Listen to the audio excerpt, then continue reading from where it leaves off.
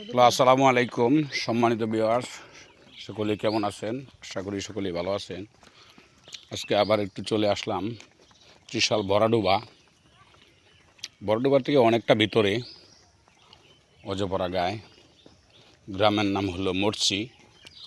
এখানে আমার ফুফাতো ভাইয়ের বাসায় চলে আসলাম। এলাকাটুকু আপনাকে দেখাচ্ছি, দেখেন। ঝুপঝাড়ে বুঝাই। আসসালামু আলাইকুম, ভালো আছেন? লাল মাটির এলাকা, পাহাড়ি অঞ্চলের মতন। এখানে অনেক এলাকাতে কৃষকের ধান কাটা শেষ, কিন্তু এখানে ধান কাটা এখনও শেষ হয়নি।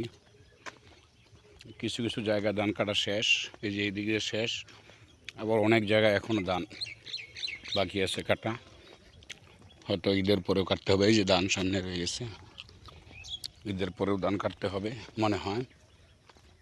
মন্তব্য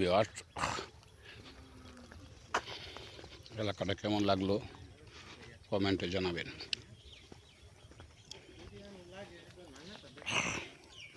ধন্যবাদ সবাইকে।